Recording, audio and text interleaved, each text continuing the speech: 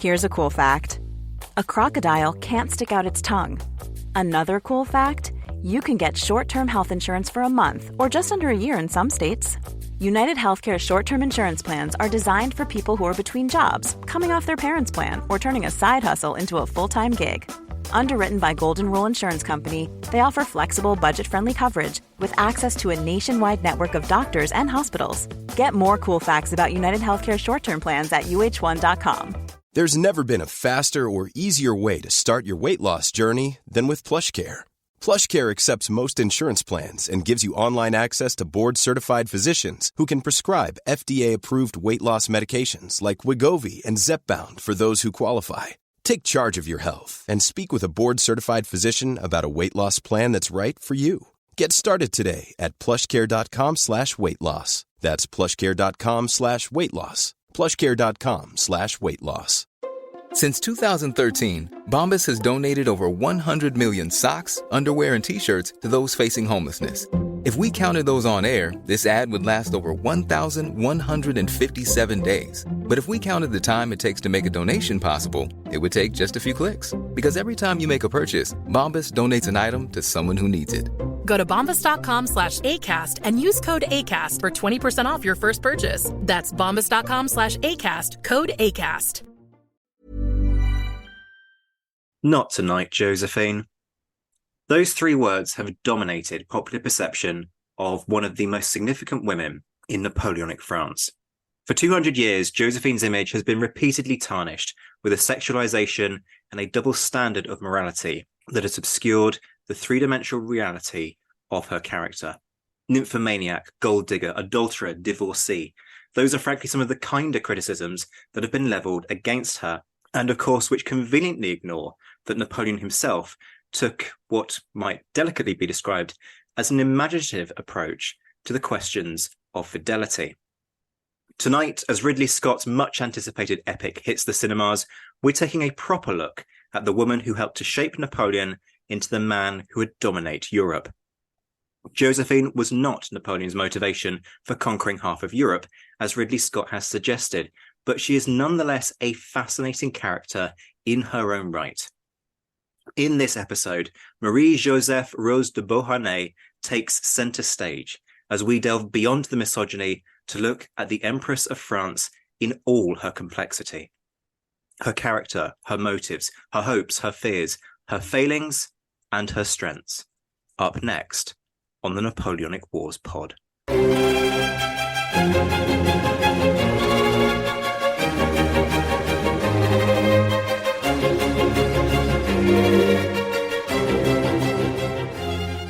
Hello and welcome back to the Napoleonic Wars pod, where we are focusing not on Napoleon, despite Ridley Scott's release. We are focusing instead on the significant other in her life, who is often relegated to quite simply being Napoleon's significant other.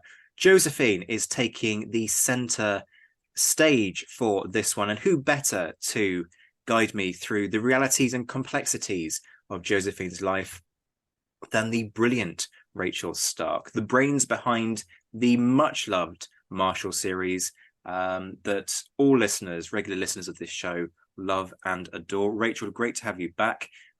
This feels like a continuation of the Marshall's Wives episode that we did, very much kind of saying, well, look, it's great that we've got some men to talk about, but can we also remember that there's a whole other part to this story, which is that they don't exist in a vacuum.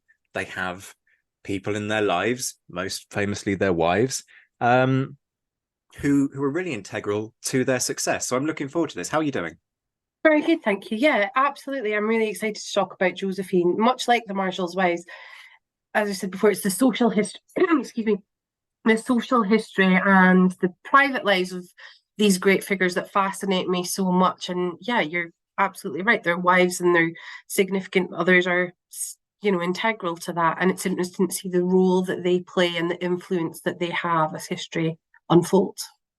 Why do you think it is that we've got this fixation on the not tonight Josephine thing? Because you've talked about this very passionately in the past, and you have a better knowledge of this area than I do. I wonder why there is this temptation to quite simply revert to the sex, the age gap that frankly is absurd because it's like nothing. It's what, 5-6 years, and this is a period when 40-year-old men are marrying 20-year-old women.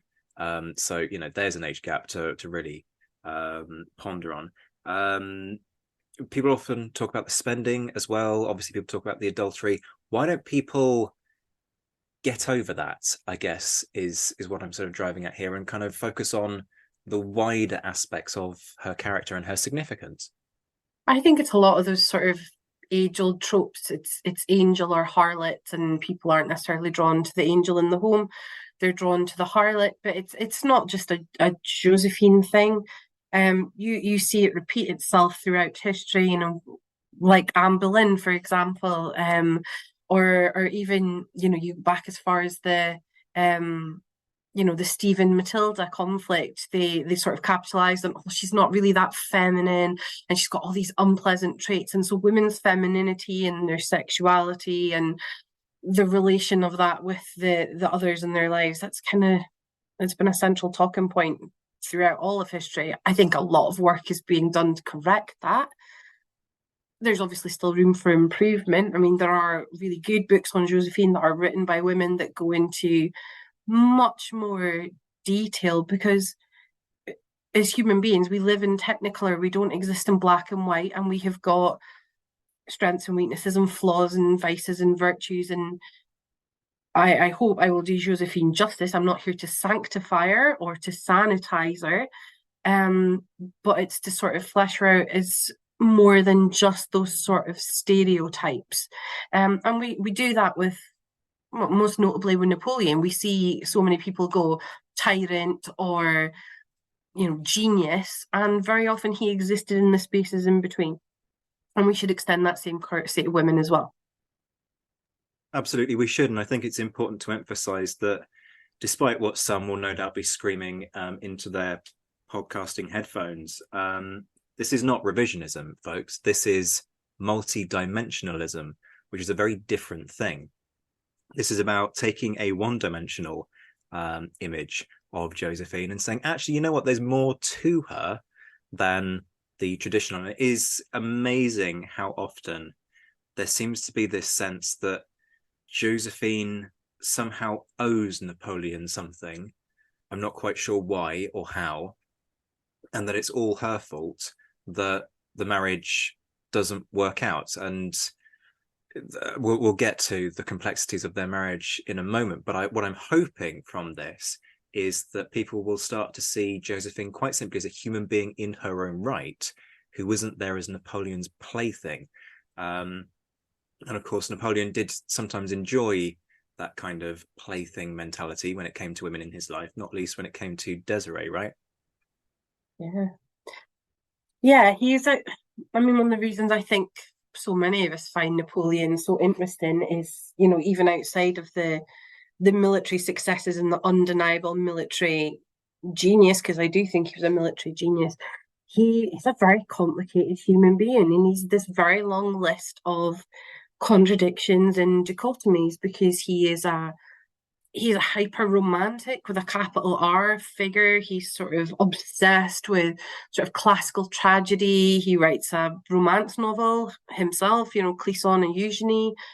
But he was a very racy correspondent. He would have been brilliant at sexting. But he's also very needy and very self-centered and very demanding, with different standards for his own behavior to other people's. And it's a very complicated relationship. And that's why I think it is so interesting to look through all these various layers to get a better appreciation, not just of Josephine, but when you view Napoleon through another lens, when you view him through the lens of his wife, you get a slightly other facet to Napoleon again. Absolutely. And yes, I think different people perhaps view Napoleon's love letters in different ways, but the overarching thing that comes across for me is needy with a capital N. This is somebody who is absolutely desperate for attention. And you can make the argument, well, that's because he didn't get enough attention, inverted commas, from Josephine. As I say, we're going to get to why that may or may not have been the case. But yeah, it's complex. And I think, hopefully, as you say, we will understand more about both of them through this multi-dimensional perspective that we're going to try and give people. Let's start with Josephine's early life. She sounds very aristocratic in terms of her title. This isn't somebody who seems to have come up from the gutter. Marie Joseph Rose Tacher de la Pagerie. I've probably done a horrendous job with the pronunciation. We know the running joke about me and French accents on this show. We won't go there, but it sounds as though she's coming from money. She's certainly would have been considered Napoleon's social superior in some ways, I would say. It's not necessarily a huge amount of money though, because she grows up in Martinique. She is of a French plantation family. She grows up on a slave plantation. Her mother is certainly very well connected and comes from quite a well-to-do family, but her father, Joseph, has no talent nor inclination for business. He has a very good inclination for gambling and for mistresses, and they run through funds pretty quickly. And then when a hurricane hits Martinique, when Josephine's about 3 or 4, the family home is flattened and the plantation's effectively decimated. The family itself get off obviously comparably. They can hunker down in the sugar house, which is built of stone. All the slaves obviously don't have a place of safety to go to, and they suffer far worse. But their home is gone, the security is gone, and there's always the intention that they're going to rebuild this house. But the family end up existing on the upper levels of the stone sugar house. So she's from that sort of more aristocratic connection, but very much impoverished gentility. So how does that affect her prospects? How does that affect her education as well, I guess? She's out in the out in the colonies, isolated to a degree on a plantation, from a family that doesn't have money. She clearly can't be sent back to France for an education. What are her options, I guess, and what actually kind of happens to her? What does she do in the early part of her life? Well, it's the norm that the plantation families would have sent their daughters to France around age 6 to get an education.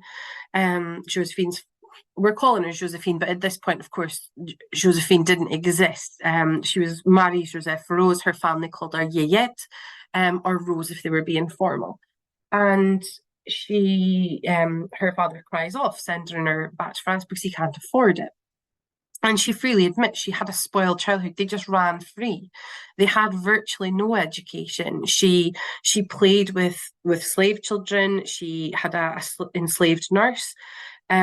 She had 2 younger sisters. And I mean, there's a quote where she just says, I ran, I jumped. They basically ran free the whole time. They did what they want. Her mother had very little energy for educating them all. So although she certainly wasn't illiterate, she had precious little formal education, and certainly comparable to the young women growing up in France of her social station, she led a very different existence. There was none of that sort of focus on accomplishments and development and raising a desirable future bride. The expectation would have been that she would have married into another plantation family.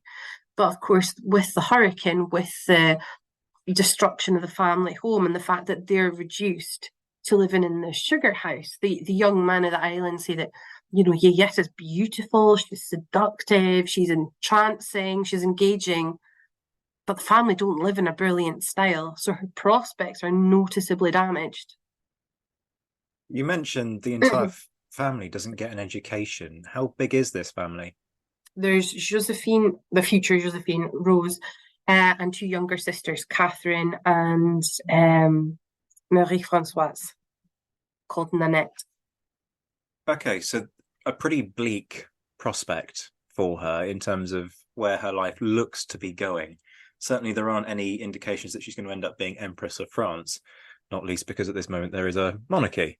Well, there's this urban legend that at the age of 15, Josephine and two of her friends visit the sort of island witch.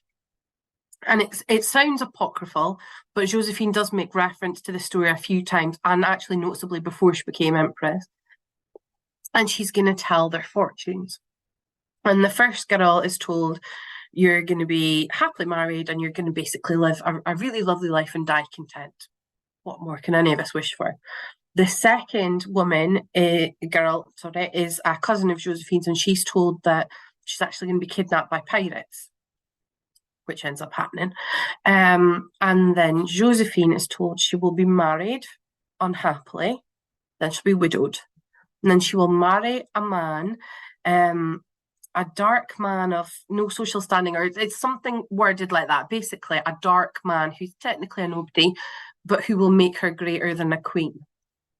Now, it obviously sounds too good to be true. It sounds like one of those legends where we go back and say, oh, well, who could have seen this coming, but it was foretold.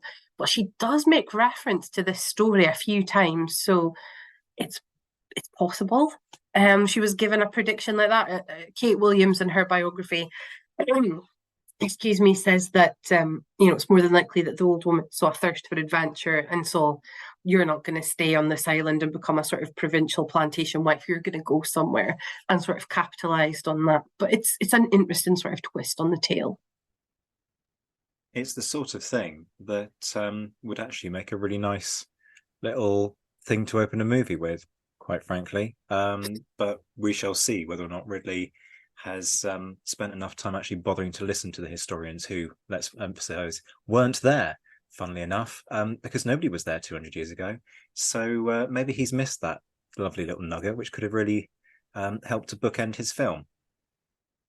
But let's move on from my bitterness. I sense a sore spot there, Zach. Oh, yes. The claws are coming out when it comes to... actually, let's not delve into that because I'll be here all night.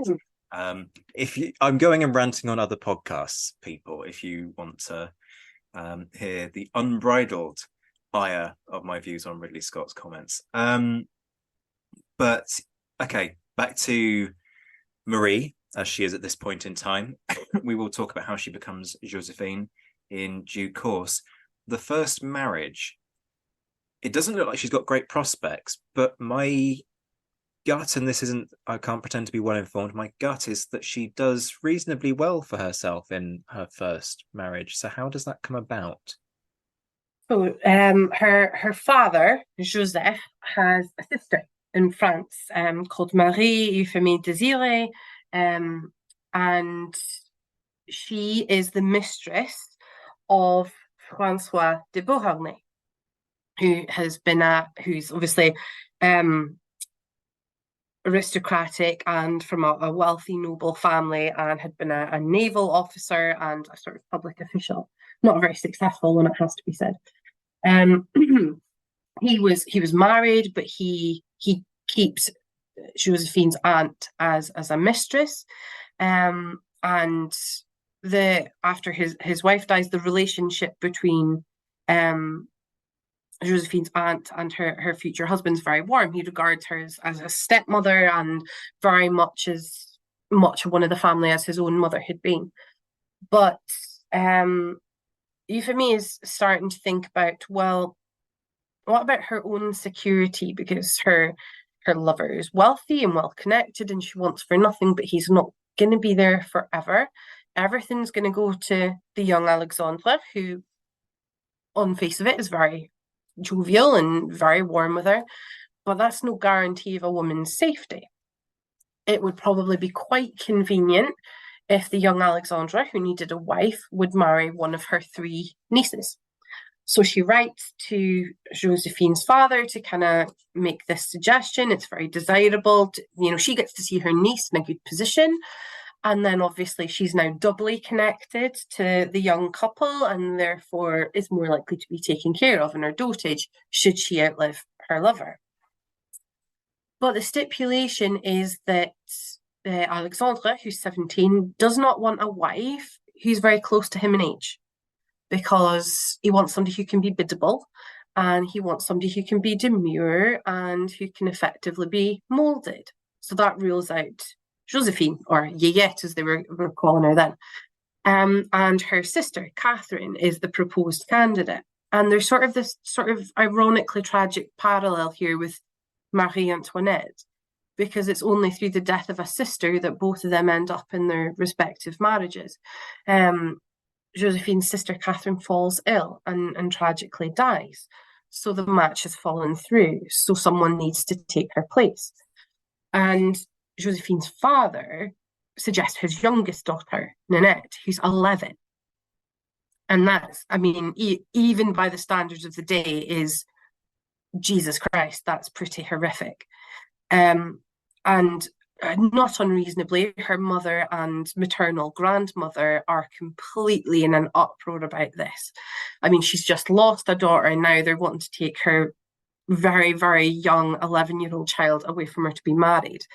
And things kind of go back and forth on this subject. And Nanette gets herself effectively into such a state that she eventually takes a fever.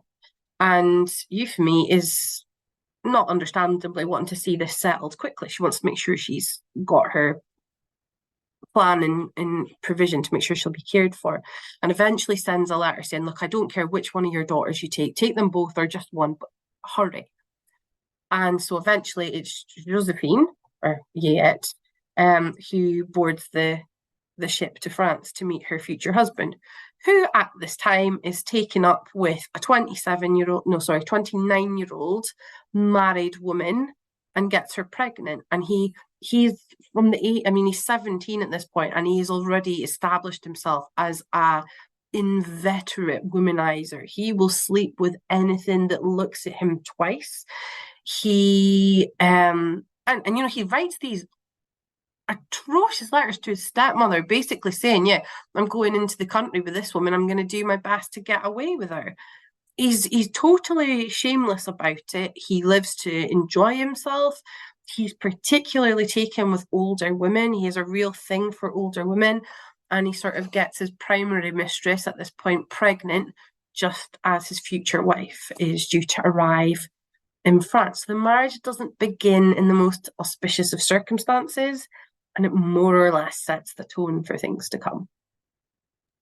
How old is Marie? Yeyette? 16. So she's 16, he's 17, and he's chasing after 29. 29. Likes them older. Yes, indeed. Right. Well, as you say, that sort of sets the tone, and kind of negates the point of the obvious second question I was going to ask, which was it a happy marriage? No. Well, you shock me there, Rachel. Truly, you do. Talk us through her life then, as a wife. She's now plunged into French society, which is distinctly separate from, inverted commas, colonial French society. Mm-hmm. We don't have the time for the intricacies and the differences for folks who aren't familiar, but just take it as a given, folks. There are distinct differences. There's a lot of snobbery as well. You know, you've got this woman who's coming in from a family that didn't have amazing standing out in the colony. Now she's being plunged into French society without having been exposed to society in France, because she hasn't had that education in France. There's people no doubt peering down their nose at her. She's very clearly married to this young philanderer who's going to be rubbing pretty much everybody up the wrong way, because he'll just chase after anybody who so much as sneezes in his direction. So what's her life like? I mean, it's not a happy marriage. It really isn't. And I mean, you kind of think, well, what else really could it have been in the circumstances? She has quite a good relationship with her aunt, and you know, she's a famously scandalous figure. She's openly living in sin with Josephine's now father-in-law, and quite calm about that. She makes no apologies for it. And she is what she is, and she does kind of take Josephine under her wing. And Josephine's a quick learner. She might not have had a lot of education, but she has the social skills and the sort of inherent understanding of how to conduct herself. She learns to become sophisticated quite quickly. And that she doesn't always have a lot to work with. You know, as we'll come through the marriage, she ends up having to sell off a huge amount of her possessions when she's abandoned to effectively keep herself and Hortense. This is a life of comparable privilege for some people. She's not on the street, she's not destitute at this stage, but she's not living in the lap of luxury. She's not one of these sort of decadent aristos who's dripping in diamonds and sort of completely oblivious to the rest of the world. It's not a happy marriage. They do have a son initially, and of course that's for many marriages at the time, that's the big celebration. She's given her husband an heir, Eugene. But all the while continuously putting up with the fact that her husband is serially unfaithful. He's, again, not subtle about it. So potentially having gone into this with dreams of, you know, a happy family, or because, I mean, her parents' marriage was also very fractious and with an unfaithful father, and she'd kind of seen what that had done to her mother. It made her quite embittered. So she'd maybe dreamed of an escape from that, of something different, and the reality that faced her was very different. It was, again, it's the resigning herself to being humiliated, to being mistreated, to being, you know, verbally abused in the event that she objected. But then even worse, when she has Hortense, Alexandra, the one who, I mean, very blatantly cannot keep it in his pants because I don't think she's mine, with no grounds for that. And yeah, really treats her horrifically. And, you know, at one point they have a court order separation. On the grounds of his misbehaviour, it has to be said, but he takes Eugene and leaves Hortense with Josephine. So he takes her son away from her. And at this point, I mean, her children are all she basically has, are all the things of any demonstrable value she has. We can discount sort of worldly goods. What little she has, she ends up selling. She's selling her jewels, but she doesn't have her family on the doorstep. She's got her aunt, but her family is half a world away on Martinique. It's not, you know, in modern circumstances, something that happens, you're going to go with your mum and dad or whatever. She doesn't have that. She doesn't have that family network. And even though she has her aunt, she's intricately connected to all of this because she's obviously still very much attached to Alexandra's father. It's very complicated, but so she's kind of on her own, doing what she can for her children. And that's a central theme to Josephine's existence. And very often, you know, the words you used at the start, gold digger, social climber. She's doing what she can to protect her children, and I bloody well admire that. And she didn't have agency to do anything else. She understood how to use what she could, what she had, to make sure her children were safe. And that's a running theme throughout the rest of her life. So she understood, even before the revolution hit and all the turmoil that caused, she was going to have to look after herself.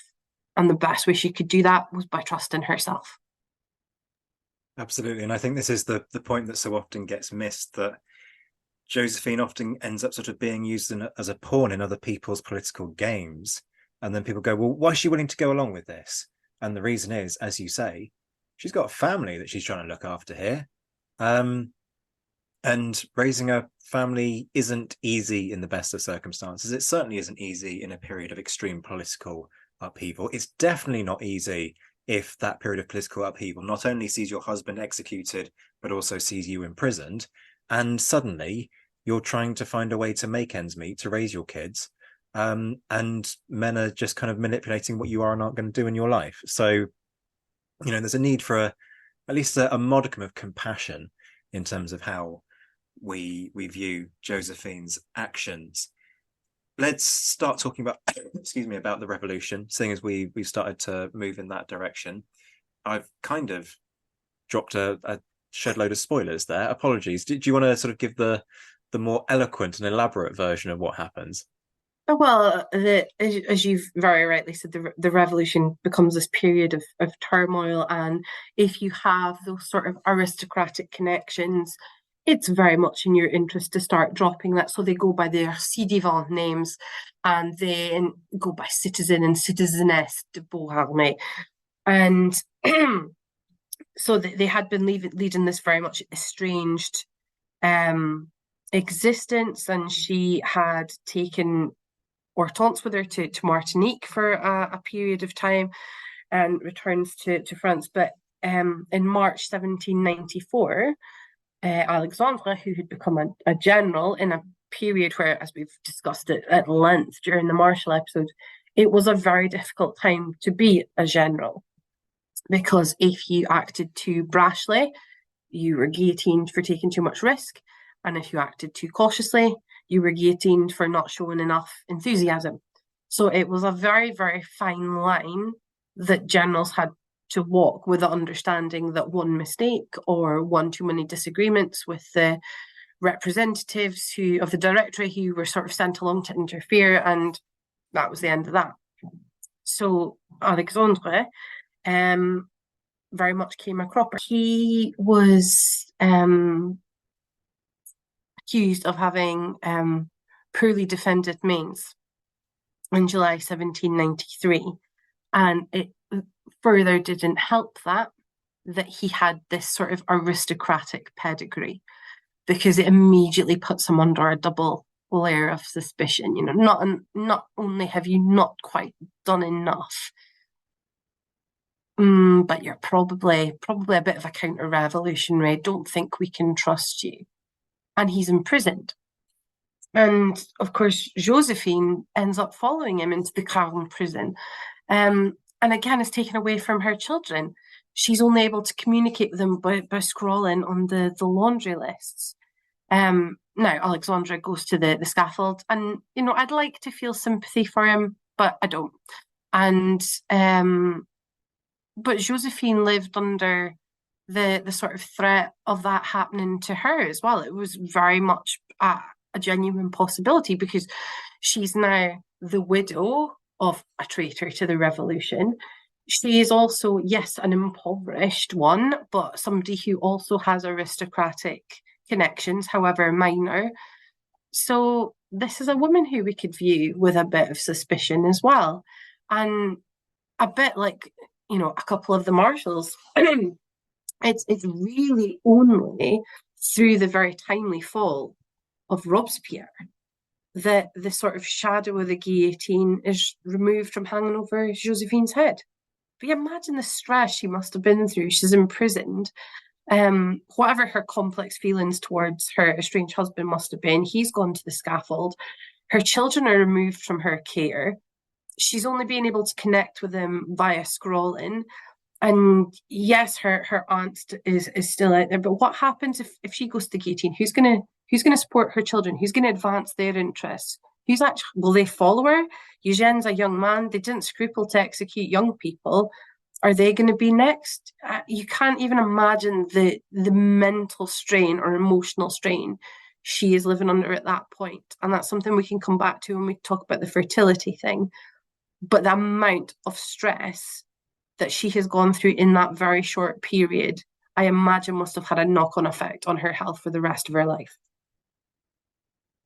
I think it's really nice that you kind of made us pause and dwell on this. You know, the scale of stress seems like such a trivial word. It does, doesn't it? Yeah. To use in this situation, but for want of a more eloquent and apt word, we'll use the word stress, that you go through in this, because as you say, her priority is perhaps less even her own self-preservation as much as I've got to try and sort my kids out one way or another. And the best way I do that, of course, is survival.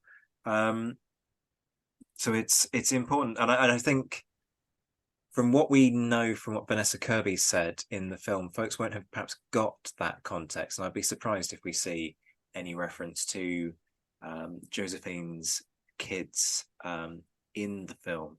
But we seem to be sort of seeing Josephine for the first time at the point at which she's released from prison. At least that's the implication from what Vanessa Kirby said in her shorts on this. It almost feels as though the ground has been taken from underneath her, and I think that's probably the image that we're going to get. Not to imply that her husband was her rock. I mean, we were talking about my sass earlier in relation to Ridley. I quite enjoyed your sass in relation to Josephine's husband, but nonetheless, she's now without.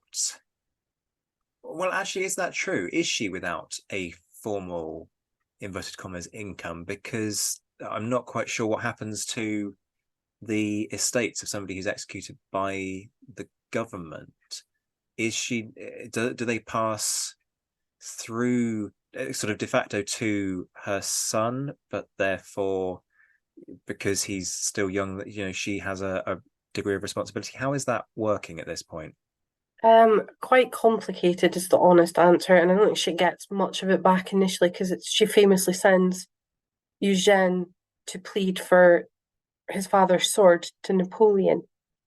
So she certainly isn't existing on a huge amount post prison.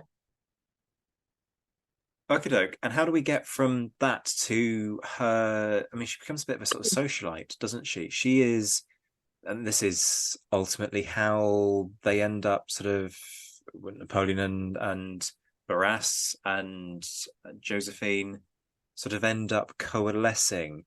She starts to, well, continues to, I guess, mix within the social circles of people who are politically active. And I think this is an interesting indication into her character as somebody who is not just, one-dimensional in her interest. She's not solely about self-preservation.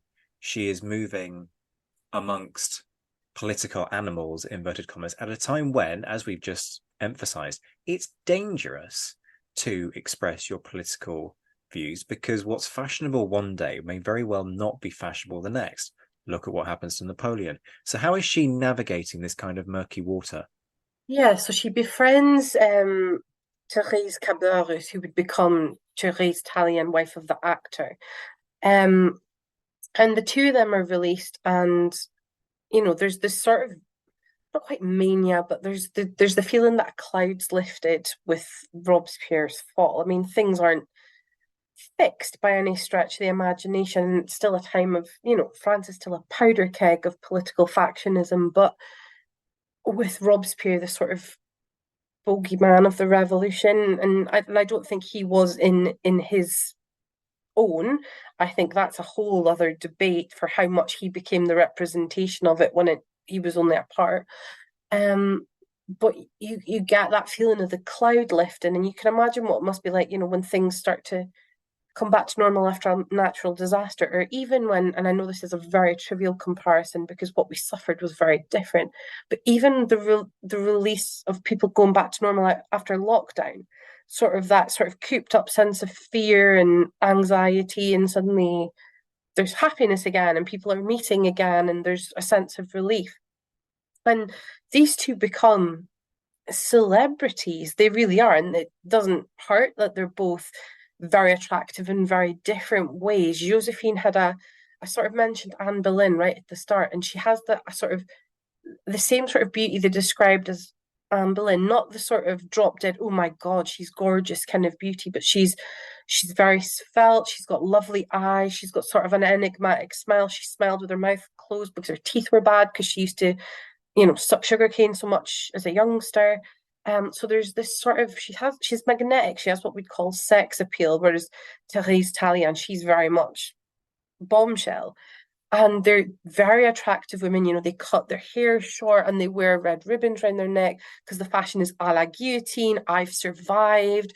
I was for the chop, but I have, they're this sort of, not hedonistic, but celebratory atmosphere.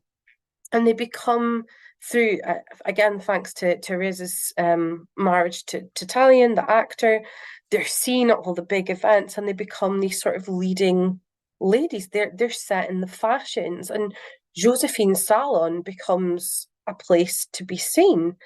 And pardon me, I mean, Professor Kate Williams, whose biography of Josephine's very, very good, she describes her in this period as a sort of semi-courtesan. I'm not sure how much I completely agree with that, but she was certainly a leading social figure. She was sitting, for a girl with no education, you know, she wasn't a famous woman of letters, but she had people skills. She knew how, she was a great hostess. She knew how to make people feel they were being listened to. She knew how to mollify. She knew how to get people to communicate with each other and to get along. All skills she brought to the table that Napoleon, you know, was never particularly overbrimming with at the best of times. And she had this sort of very amenable personality, very engaging, very entrancing. And she very much looked out for her own and her children's interest by cultivating relationships with those in political power. And of course, that's how she comes to Barras. He's a rising star, if you want to call him that, but very much somebody who's on his way up. Of course, ends up in the directory.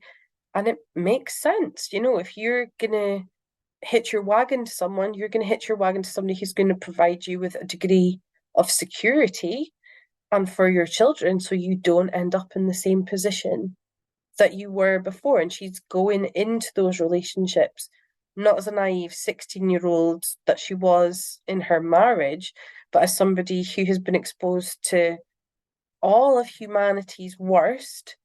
She's seen the adultery and the cruelty and the horror and the despair of the revolution, and she makes a sensible decision. She makes a decision for safety. Do I think she was in love with Barras? I doubt it, but she makes a sensible choice. Absolutely. I mean, if anything's going to strip your naivety from you, if you know, you can even say that she was naive by this point, but certainly the revolution would do a pretty good job of that, especially considering her experience. So Barras, before I get to Barras, I want to talk about sort of there's a phrase that Beatrice de Graaf uses from time to time: whisperers behind the throne.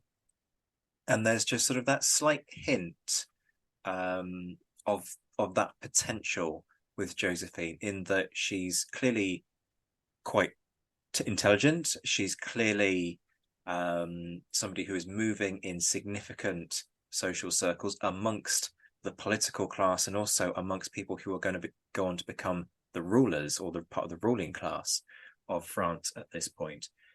Is there any indication that she is inclined to try and exert just a modicum of influence on the direction of government, or does she sort of play a political game but try and steer clear of being too influential? How does she play that?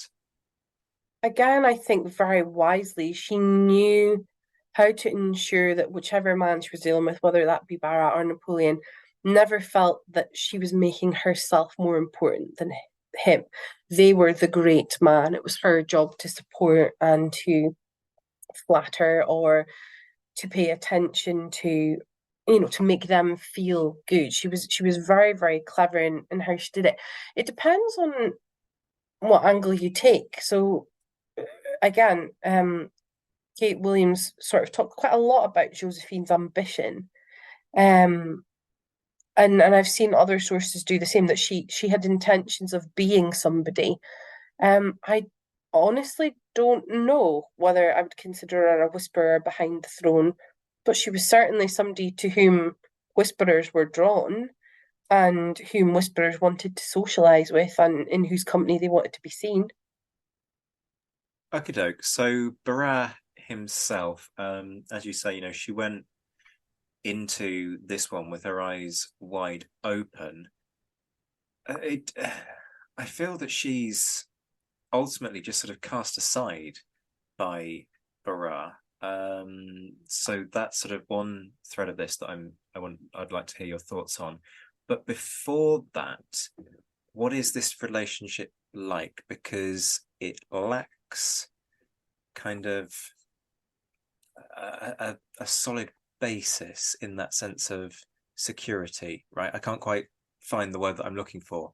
But there isn't that sort of sense of this is going to provide her with that safety, security for the long term, because her status is ultimately mistress, and this is a period where that status is transient, right? You know, you might be in that particular man's favor one day, and then 3 weeks later, not. Yeah, it does fundamentally feel transactional. He got what he wanted. She got security temporarily. So I don't for a second think it was a great love match, that it was a great romance. I don't know that he ever loved Josephine in the sense of genuine love. She was a very enticing figure. She was someone who would look great on your arm. She was somebody who brought a lot to the table in terms of her diplomatic skills, in terms of her skill as a hostess, and in terms of her, interpersonal relations. She's somebody who would absolutely be great in a comms role in modern life, or in a mediator's role. She would be able to sort of mollify and make people feel listened to and calm, pour oil on troubled waters. But yeah, that's a problem with mistress status. Mistresses aren't necessarily, I mean, her aunt got lucky and she was a mistress for life, but that was the rarity rather than the norm.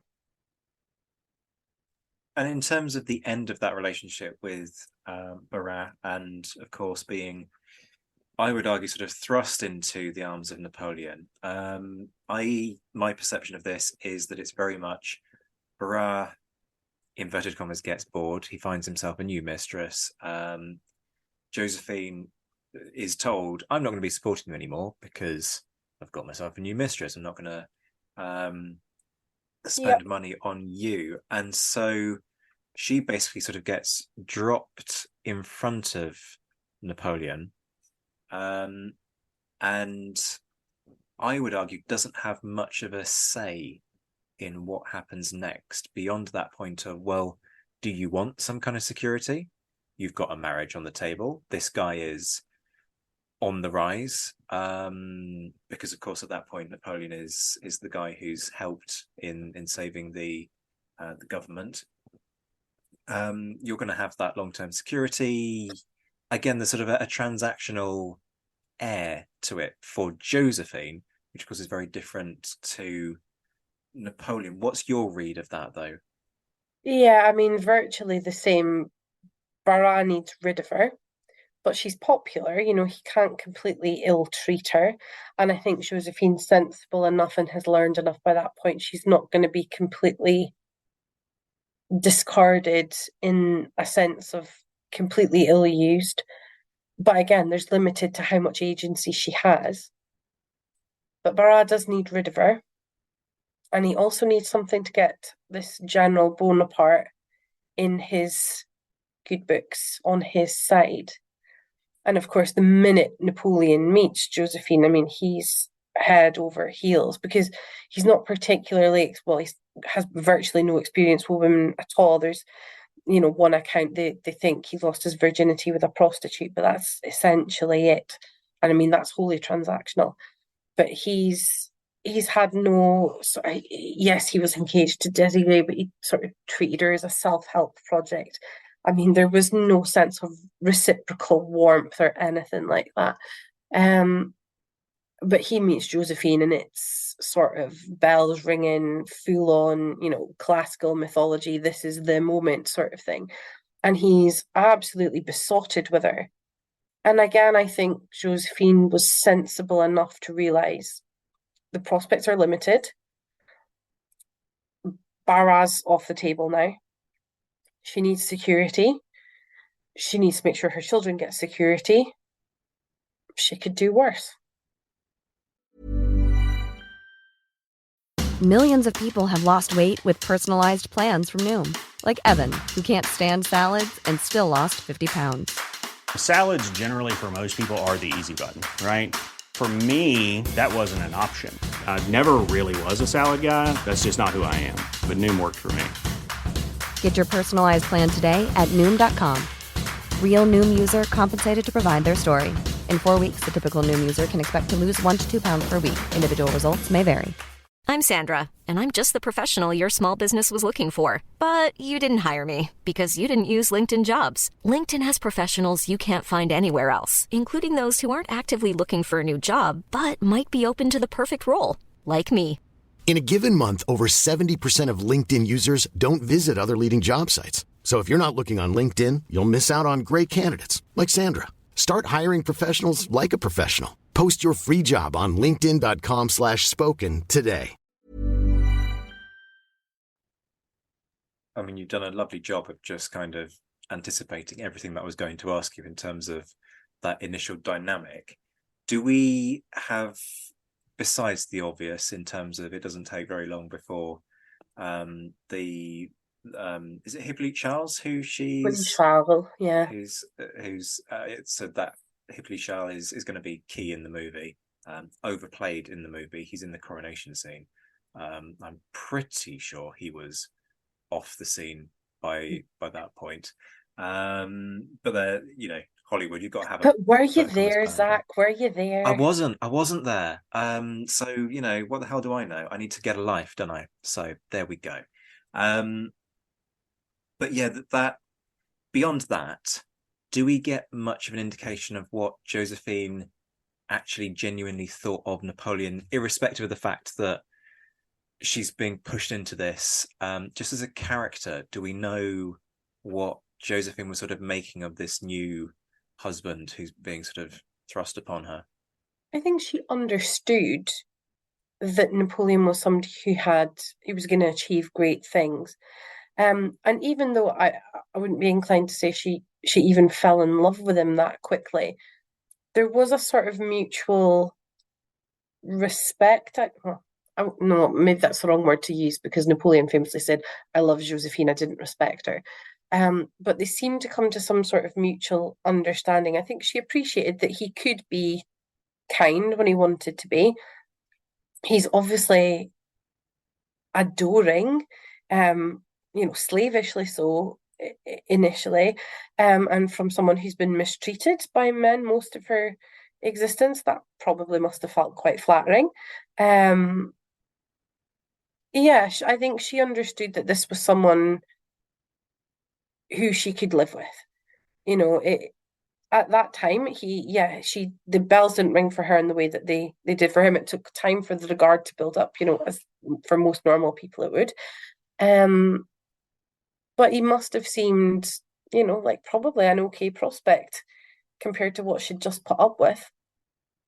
How does she deal with that neediness that comes from Napoleon? The people won't like me using this phrase, but the gushiness of the love letters, that kind of desperation for, you can variously call it attention or affection, depending on how generous you do or don't want to be.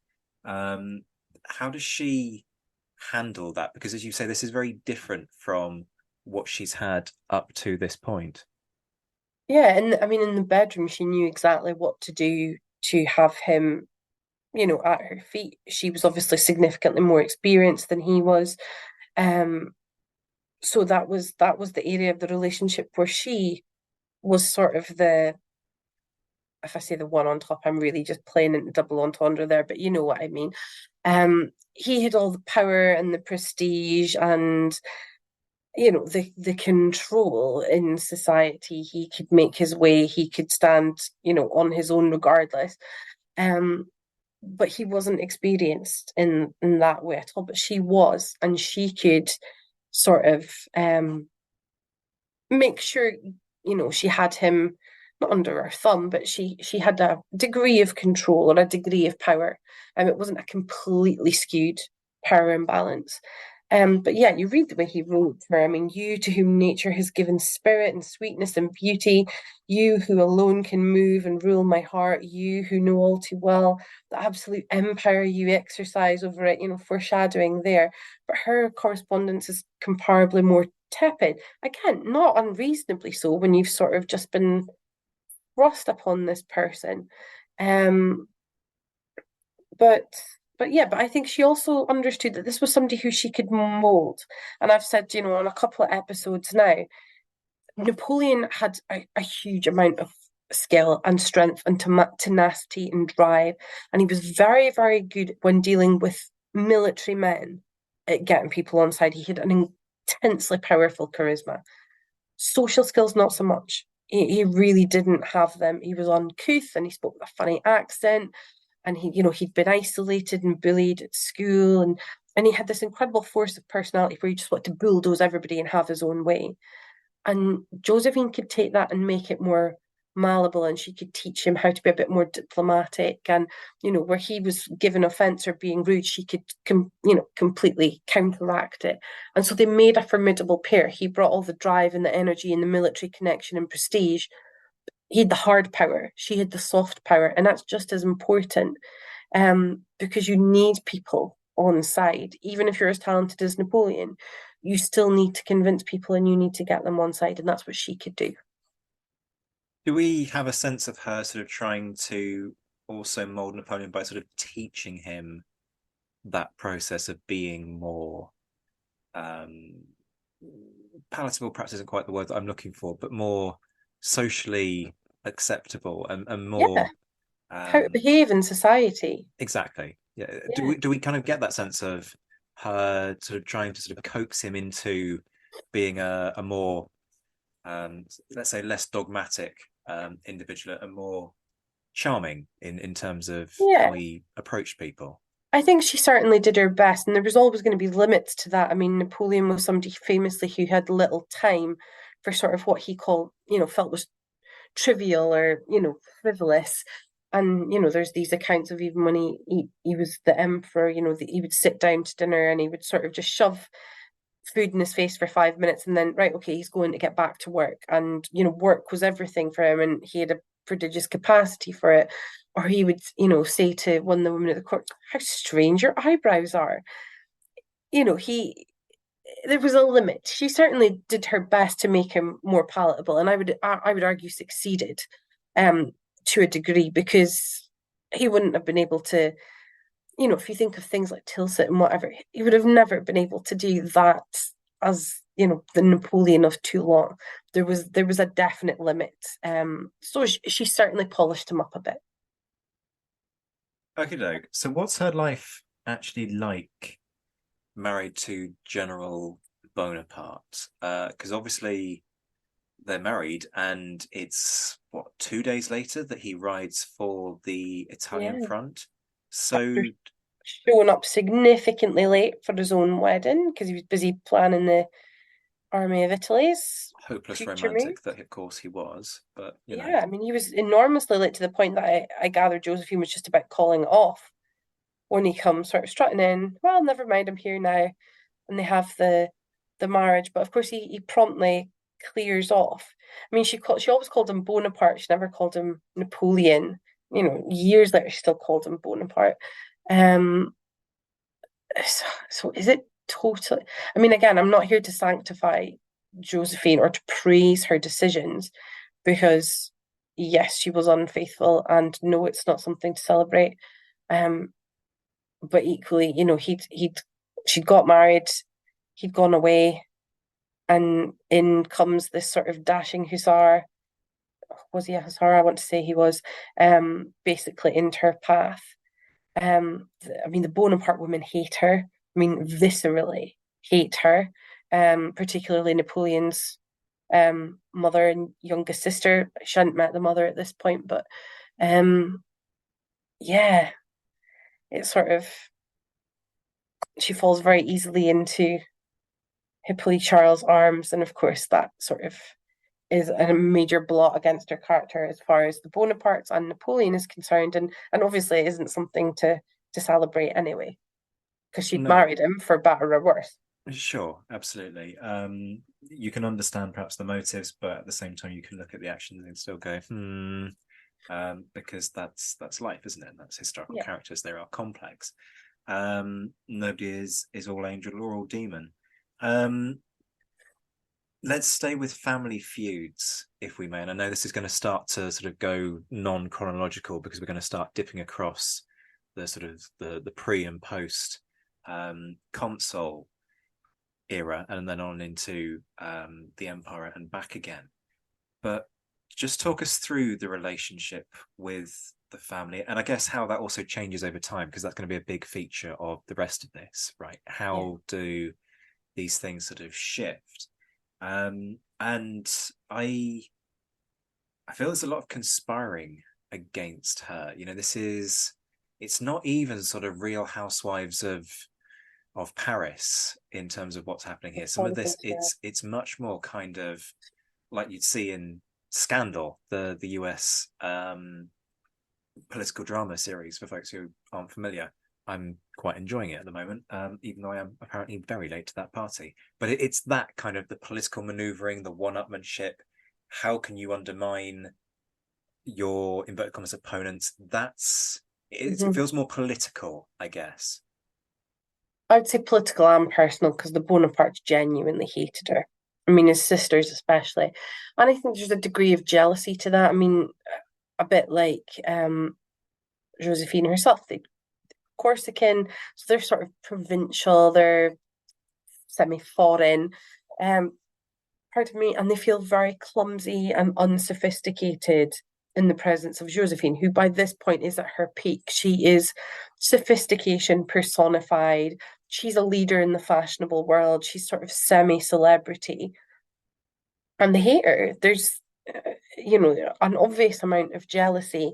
And, right from the start, I mean, basically from day one, they work to say, she's not good enough for our brother. What can we do to get him away from her? She's older than him. Can she have children? She's already had two. And even from that point, as the years go and the desired heir doesn't appear, I mean, Caroline, by this point married to Murat, they're essentially pimping mistresses out to Napoleon in the hope that he's going to get one pregnant and prove that the fault's not with him. Because up until then, he'd seriously considered, well, maybe it is me because she's had two children. And so, of course, the minute Napoleon's first illegitimate child is born, the Bonapartes are all over it. It's her. She's old. She's past it. She can't have another child. You need an heir. You need a dynasty. And there's sort of these little poisonous whispers in Napoleon's ear all the time. Get rid of her. We might as well stay with that in terms of fertility and the road to divorce. You mentioned earlier that there is that possibility that actually what she'd experienced during the revolution may have had its factor. That's certainly not beyond the realms of medical possibility, to say the least. How much prodding does Napoleon need in terms of that road to divorce? Because it's important to emphasize that by this point we've gone from, and we will double back and talk about that, the Brumaire coup and the consul system and the transition to empire. But by this point we are at the point of empire. Napoleon has crowned himself, and then he's crowned Josephine. And the whole point of empire is, as you say, dynasty, that sense of succession. So it is foremost in his mind at this point. But it might be a long time after, but this is still the woman who he absolutely teenage-like, head over heels, Romeo and Juliet fell in love with. And there are plenty of indications that affection endures well beyond the divorce, and all the way to his deathbed, ultimately. And even when he hears about Josephine's death, there's no question that he is shattered by that. So it's not an easy, on paper, it doesn't look like an easy transition to make. So how does that journey play out for both of them? So he is actually talking about potentially setting her aside as early as the coronation.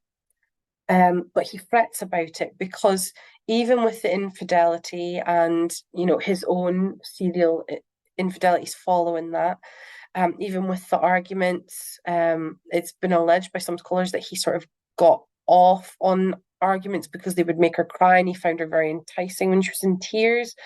But anyway, all the sort of complexities aside, he's fretting over it because how can I set aside this excellent woman who's given me so much, but I need an heir? He confides that to Josephine, that he's struggling with this concept, and Josephine plays a blinder because right before the coronation, Pope Pius is here, and they've only been married in a civil ceremony. And the night before the coronation, Josephine goes to the Pope and discloses that she's worried for her soul because they've only got civil marriage. So in the eyes of the church, they're living in sin. And the Pope goes and blusters to Napoleon, and he's absolutely not going to partake in this if the imperial couple are going to be living in sin, and they must be married immediately. Now, this is so close to the coronation that Napoleon hasn't got time to bulldoze him in the way he usually does when he wants to get his own way. So he stamps his feet, and then goes, shit, okay, we're going to get married. And a makeshift altar, and they're married, I think, round about midnight. And it's a perfect move by Josephine because she's given, ultimately only stayed it, but she's given herself a few more years protection because they're now religiously married, and therefore setting her aside becomes that little bit more difficult. So I say fair play to her because that's a clever move. Smart. And this is precisely why it's important to look at the three-dimensional character. It's a as you say, it's an amazing move, and it shows the shrewdness and the intellect of the woman, which is what you want to see, right? But absolutely. But it shouldn't be surprising to us either that Napoleon falls head over heels, not just for somebody on the grounds of their looks, but because he sees somebody who, maybe this is overplaying it a bit, but my, granted, not deep knowledge of Napoleon's inner mindset is that he liked people who were challenges to him within the right context. Not politically a challenge to him, not somebody who was a threat to him, but somebody who could intellectually engage with him. Just somebody who was incredibly beautiful might have worked fine in terms of being a mistress for him. But look at somebody like Marie Walewska, somebody who was an intelligent woman with her own ideas and aspirations. That strikes me as being the sort of person that Napoleon took to. So it shouldn't be surprising that Josephine was capable of being clever. And this is a woman who's existed in the political circles of the revolution. This woman who's incredibly politically savvy. I'd argue far more politically and diplomatically savvy than Napoleon ever was. Napoleon had fundamentally amazing military talents, but a diplomat he was not. He knew how to get what he wanted, but without any other means of saying, I want this and you're going to give it to me. This is the way I want things. Whereas Josephine was very good at getting what she wanted in this context without going into Napoleon and saying, you must marry me or I'm going to make a scene. She did it very cleverly. Is there ever this sense amongst the public that they, I'm going to use a modern term here, they have an almost power couple status? Because, there are two ways of spinning this, right? One is propaganda. This is the woman who is married to the first consul for life, emperor of the French, versus the fact that neither of them were subtle about their infidelities, and so that would have been popular knowledge. And so you've got these two narratives that conflict with one another. So do people look at them as, these are the people who have it all, they're the go-getters, or is there also this kind of vein of ridicule?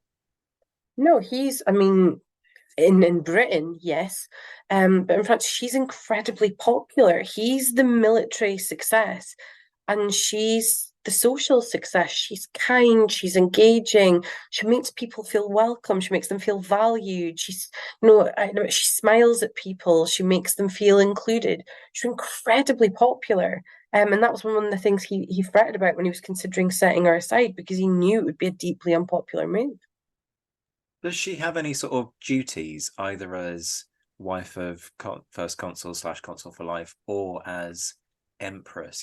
I'm thinking in modern times, inevitably, you've got a sense of the royal family as ceremonial and being predominantly focused on charity work. I'm not saying that Napoleonic France was built around notions of charity, but nonetheless, she obviously she ends up taking a political role, right? It's in her hands that power is at least nominally left when Napoleon rides for Russia. So what does she have to do politically, socially, as part of her inverted commas job as Empress and wife of Napoleon? I mean, she presides over the court. She's the sort of the host. She is the sort of social leader of the court, and she presides over this. Again, we reduced Josephine to so much stereotype, but she presides over this phenomenal cultural movement of art and fashion. She's a patron of the arts. She cultivates roses. The amount of horticultural developments that's made sort of under her patronage. She collects art. She's a real sort of masterclass in soft power. And we see still empire line dresses and all this sort of very immediately recognizable Napoleonic fashion that she presides over in France. She's a tremendously brilliant, fashionable leader, which sounds very sort of trivial compared to I know a lot of people are listening for the military history stuff, but it absolutely has its role in society as well, and it can cause more socio-cultural long-term shift than necessarily shifting borders do. Absolutely. I mean, you just talked about it there. Things in, granted, my fashion knowledge is slim to non-existent, as people tend to realize when they meet me in the flesh. But nonetheless, you talk there about things that even I sort of vaguely heard about in a fashion context. Not that I could tell you what it actually means in reality, but more socially adept and better educated people than me will. I want to double back actually to talk about the name, if I may. I read something curious a little while back in terms of the shift in the name. So she, from what I understand by this point, she's preferring to go by the name Rose. The full name, we've mentioned it a few times, Marie Joseph Rose de Beauharnais at this point. And then inevitably that changes with the marriage. And yet Napoleon seizes on Joseph and pushes, perhaps it's not an exaggeration to say, forces her to go by Josephine. Now, the speculation that I've seen is that perhaps Napoleon has a sort of, inverted commas, Joseph complex, in that one of his brothers is called Joseph, and why would you, and kind of idolized his brother, and perhaps that's where he's going with it. Now, I question whether or not that is fair, considering that the bulk of my knowledge of Joseph Bonaparte is related to King Joseph Bonaparte of Spain, who was not particularly successful in Spain, although granted he had been more successful elsewhere. But what's your take on this name thing? Why does he need to say, no, you're not going to be Rose anymore, you're going to be Josephine? Is that a Frank McLean theory, the Joseph complex? Quite possibly. I couldn't He cite loves you a the complex. I think he has given Napoleon about 13 complexes in his biography. Yeah. Honestly, that's a bit too Freudy for me. Personally, I think it sort of just typifies Napoleon. No, I don't like it that way. I want you to do it differently. And I think potentially Josephine sounds much grander than Rose. Obviously Rose de Beauharnais has been Barra's mistress, and is it a sense of Josephine Bonaparte's going to be a different person. I honestly don't know. I mean, if I could understand the way Napoleon mind works, I think I'd have a very different life. Um, I would certainly be more successful and richer than I am at the moment. But yeah, I don't know what drives it, but yeah, in very much Napoleon fashion, he just decides she's going to be Josephine, and so that's sort of the idea that we call her Josephine de Beauharnais. Josephine de Beauharnais never really existed, or if she did, it was for a microcosm because she was Rose de Beauharnais and then Josephine Bonaparte. Um, but yeah, it's just that one of those funny sort of things, isn't it? It really is. I mean, there are two ways that you can frame that, aren't there? In that you could draw a direct line to his relationship with Desiree. Well, engagement is probably a better description of it with Desiree, in that sense of, trying to mold the women in his life and sort of telling them how they will conduct themselves, how they'll describe themselves, that you can draw that parallel, or you can just go with the control element, and does that give you a window into what Napoleon was like as a spouse? But we could probably debate that until the end of time. One of the things that I do want to touch on is the loneliness or possible loneliness. Again, I'm not steeped in this like you are, but the possible loneliness in her life, in that she's married to Napoleon, who's the definition of a workaholic, who spends significant proportions of his life out on campaign all over Europe, and she's left back in Paris. So how does she deal with that? Because it's very easy to go, oh, by this point she's Empress of France and she's spending lots of money, and oh, poor Napoleon, he has to deal with the debtors and all the rest of it. And isn't Josephine awful, and she's got it all, and yet she's just frittering it all away. It is very easy to take that line and forget about the psychological reality of actually being married to somebody like Napoleon, who's working all hours and isn't there a lot of the time. Yeah, I mean, there's no doubt, and she was extremely profligate. My God, the woman could spend money. She could spend money like it was going out of fashion. Certainly when she was emperor, she had numerous ladies around her, including Madame Ney, and she was instrumental in setting the Neys up. Um, but yeah, it must have been an incredibly lonely existence because you are, even with friendships in a position that nobody else can really relate to. And that's before you add this sort of inherent loneliness that comes with a fertility struggle, because it's a taboo subject now. Um, and yes, it's secondary infertility we're talking about rather than primary infertility, but that is a lonely experience anyway, without the additional pressure of you're the Empress of France and the future of the dynasty that's resting on you. Are there any moments where she just snaps, where she just has a sort of FU moment? But I mean, you think about the sharks who are circling, the pressures she's under. She's also got to deal with political machinations within the government itself, thinking again about that time when she's nominally in charge, when Napoleon's off in Russia. Are there moments where it all just gets too much for her, and we sort of get this window into what happens if you push this woman too far? She could hold her own with Napoleon. She could have a blazing row with Napoleon. I mean, she's no Wilton flower by any stretch of the imagination, but she's very good at, I don't think she did it very often in public. She was very good at putting on that sort of very dignified, demure public mask. But yeah, absolutely. There must have been times where I'm sure she must have gladly imagined slapping some of the Bonaparte sisters round the face a few times. Um, but no, she was very dignified in public the vast majority of the time. I think there's probably quite a long line of people who would have dearly liked to have slapped Caroline Bonaparte, quite frankly. Although I will give her her due as well and say that much as I am not fond of Caroline Bonaparte and also not fond of her husband, she's also subject to the double standards because a lot of the things that people like to say about Caroline, oh, what a scheming bitch, they sort of celebrate in Murat. Oh, he was daring, he was, he got what he could, he was ambitious, he was this and he was that.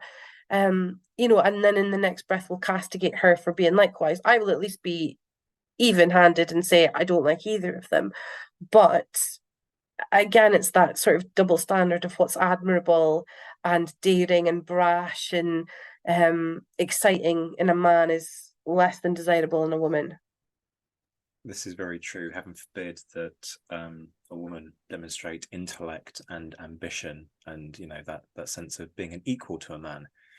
We must clutch our pearls and deplore those hallmarks of possible equality. But that is the legacy we've been handed by history. Let's talk about life after Napoleon, shall we? Because there is life after Napoleon. There is life post-divorce, and I think inevitably, because the history tends to follow Napoleon's story, she almost gets forgotten about.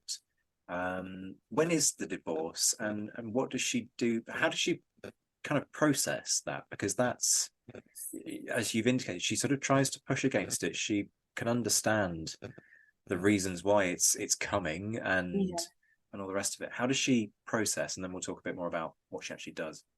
That's a hard one for her, I imagine, again, because as I said, they've gone through this struggle of, yes, secondary infertility. She has her taunts and she has Eugene, but it's an infertility struggle nonetheless. Something that slightly frustrates me a lot, actually, and I'm conscious of time, so I'm not going to go too much into it, is the way that that's framed. So many people sort of conclusively say, oh, it's how she used contraceptives when she was Barras mistress and it was sponges and vinegar. And there's no denying that's a possibility. But secondary infertility, even today, is just as common. Is just as common as primary infertility. It affects estimated 1 in 5 couples. This is in an age before gynecology and before, midwifery in the sense that we call it today. There's no notion that after her tonsils birth, she could have had damaged fallopian tubes. She could have had another endocrinal condition. She could have had endometriosis. She could have had polycystic ovaries. She could have had perimenopause. She could have had premature menopause. It could have been the long-lasting impact of what we see in the revolution. So it frustrates me enormously because infertility is still, even in modern discourse, framed as a deficit. I will wholly indulge my personal biases here and say that this is a very sore spot for me, but it's framed as a deficit. And when you see it sort of conclusively pinned on her as something she has done to herself because of her contraceptive use, you can't, now that I'll go channel my Ridley Scott and say you can't conclusively say that at a gap of 200 years because we have no idea what the primary cause of her infertility was. But that's a lonely, bloody journey, infertility, I can tell you. But also, it's not something to be demonized, right? And this is the point that people have sort of gone, oh, well, Josephine's at fault for the fact that Napoleon doesn't have an heir off the back of this relationship. And whilst I do understand the dynastic pressures and all the rest of it in that age, it is very much kind of tied up in this trope that the only purpose of marriage and by extension, actually, there's an implication that the only purpose of women in the world is for reproductive reasons, which is, let's use the word problematic to put it mildly. Yeah, absolutely. So yeah, it eventually it motivates Napoleon to move for divorce in 1809. They had tried sort of taking the waters here and taking the waters there and various things, and it hadn't worked. And by this time, Josephine's getting past the age that even with the aid of modern science, it's more difficult to have a child. So they announced that Napoleon's nephew is going to be his heir. And of course, then he dies of croup in 1807. So the pressure's really on. They need somebody to take on the House of Bonaparte. So he let Josephine know in November 1809 that this was coming, and Josephine does get very upset, and Napoleon sort of manages to resist the tears, and he gets quite upset as well, because this isn't a "I'm sick of you, you've got to go" kind of resolution. It is very much for dynastic reasons, and although the dynamic of their relationship had changed sort of post Hippolyte Charles and post Napoleon's infidelities, it is genuinely still one of quite strong mutual regard. And he says, I've got to find a wife that is going to give me a son. And that's why, in your episodes of What If, Charles Mackay's argument, what if Napoleon had a son on Josephine? I think, yeah, would be a very different history. But eventually Josephine sort of agreed, yes, I understand why you need to do it, and I'm not going to stand in your way. And she stood very gracefully aside. There was a divorce ceremony, and it was a very solemn occasion. And they sort of read statements of mutual regard to each other. And Napoleon was genuinely quite generous to her in terms of divorce. I know we talk about the parallels between Napoleon and Wellington and serial adultery and all the rest of it, but I would argue that Josephine in divorce was treated far better than the Duchess of Wellington ever was in marriage. She kept her title, she kept her property. She was very well looked after. She had everything but Napoleon as a husband. She had all the other trappings of the position, and he actually, and I can't imagine the sort of bittersweetness of the moment that he took Napoleon II to be presented to her in private, to meet my son. It wasn't something Marie Louise approved of. She was very jealous of the fact, but he took this child who sort of represented everything that could have been and everything she had wanted and everything she had sort of hoped for. Yeah, that must have been hard. To say that that's deeply insensitive is an understatement. I think she was actually quite happy to meet him, but I'm not even telling you it must have hurt. I can promise you it hurt. Quite understandably so. Yeah. Look, here is what we could have had and didn't, and okay. I'm not sure I'll ever understand the motivations behind that, but that probably says more about me than anything else. But what does she end up doing with her time? Because she lives in Malmaison and she cultivates roses, and she lives in very elegant, if slightly quiet style. She remained on good terms when Napoleon he created her Duchess of Navarre, so she still retains titles. She's still a celebrated figure. She's not by any means cast out with nothing, and I think it's telling that Hortense and Eugène, by far two of Napoleon's most decent, most loyal relatives, remained on good terms with him, even after Josephine had been set aside. And she absolutely still retained a fondness for Napoleon, because in 1814, after that abdication, she was advocating for him with Tsar Alexandra when she was, I'm saying Tsar Alexander, when they were walking in the grounds of Malmaison. She was advocating for Napoleon even then, allegedly talking about wanting to go to Elba to be with him. And it's during that walk that she gets very cold and she catches pneumonia. So she was, which would be the cause of her death. And so even right to the end, she was still advocating for Napoleon. She was not his enemy by any means post divorce. I'm sure we do know where she's buried. Is she in Père Lachaise by any chance? Church of Saint Pierre Saint Paul, which is the church at Malmaison, is where Josephine and Hortense are buried. And just staying with that, what does happen to her kids? Because this was a dominant theme for much of her life. Trying to safeguard the future of her children. They're obviously sort of very closely tied up with the Bonaparte regime. What happens with them post post-Waterloo. Yeah, I mean they retain very close relationships with Napoleon, and it's Hortense who comes back to Napoleon's side and sort of when Marie Louise doesn't, and sort of is his sort of hostess in chief during the 100 Days. And it's one of those sort of immense ironies of fate that for a woman who was set aside for her secondary infertility, and it was Napoleon who married again to give himself a son. Napoleon II obviously died very tragically young at the age of 21, whereas Eugène and Hortense's son went on to become Napoleon III.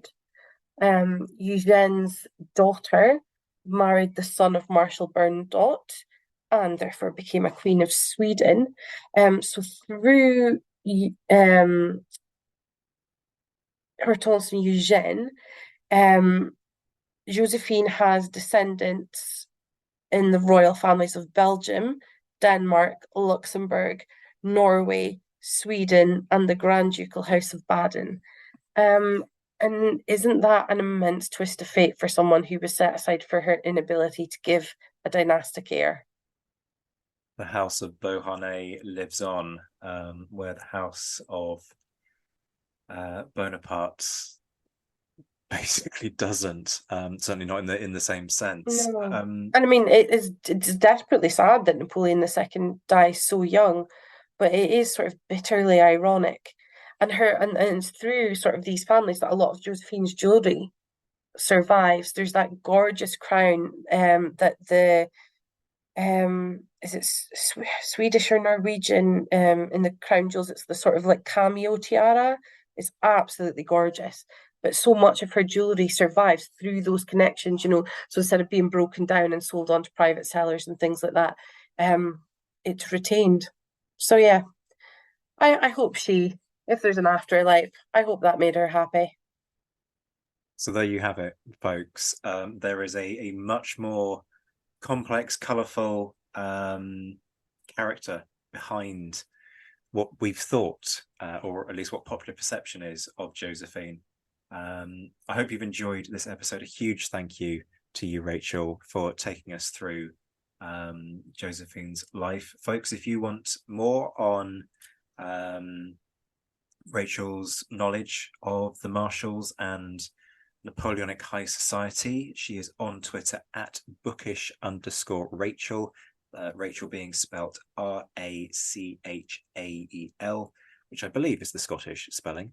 Am I right in that? Is it the Scottish spelling? We're way off topic now. I don't know if it's just a Scottish thing.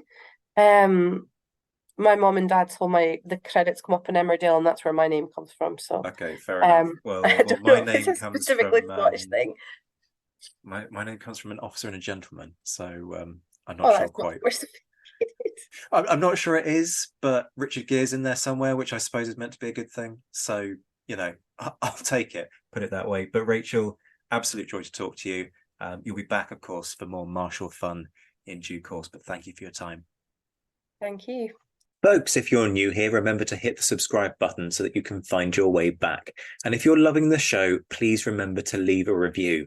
It's the most powerful thing you can do to help the show reach a wider audience on our quest for 1 million downloads. Much love to all my Patreon supporters. Shout outs to my Mentioned in Dispatches patrons: Rob Griffith, Brendan Teeling, Beatrice de Graaf, Lynn Dawson, Lucy Tatner, Jim Deary, Josh Keeney, Colin Fieldhouse, Stephen Coulson, Jim Getz, Indiana Fats, Stephen Gillen, Hugh Brennan, Alistair Campbell-Grieve, Andy Meakin, Mark Anscombe, Rob Coughlin, Bruins Girl, Noah Fink, Mark Trowbridge, Miles Reedy, Nick Overland, Graham Goodwin, Chris Pramas, Anthony Gumbow, an anonymous American, Martin Pisani, Ulrich Decado, James Fluick, Roger O'Donnell, Natasha Hobday, Rod Schwager, Chris Kimball, Gary Dennis, David Graylick, Ted Andrews, David Milinsky, Richard Anderson, Arthur Forgy, Reto the Sci-Fi Fan, Sam Moore, Wyatt Pollock, Carol Dixon-Smith, Roland Shark, and Jason Morn.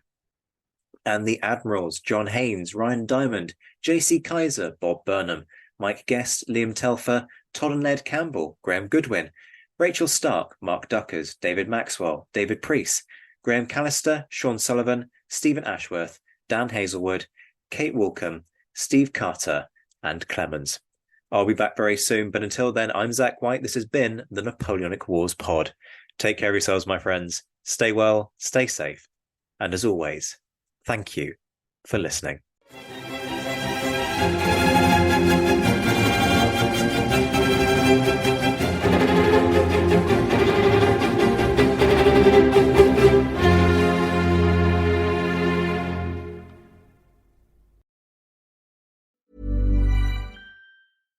Step onto the legendary clay courts of Roland Garros, where the world's best players battle it out for a chance to win the French Open title. Tennis Channel Plus is your place to watch. Stream every court from your phone or smart TV, live in HD. Don't miss a moment with daily live coverage and match replays on demand, beginning Monday, May 20th.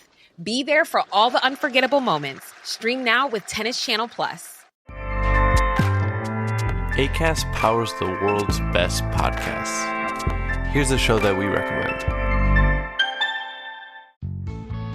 Hey, I'm Guy Raz, and on my show, Wisdom from the Top, I talk with CEOs and business leaders about the toughest challenges of their careers.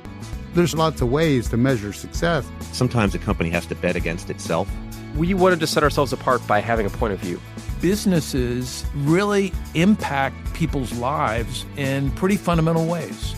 On Wisdom from the Top, some of the greatest business leaders of our time share their intimate stories of leadership, innovation, and transformation. Stories you won't hear anywhere else. Check out Wisdom from the Top only on Luminary. Now, back to your show.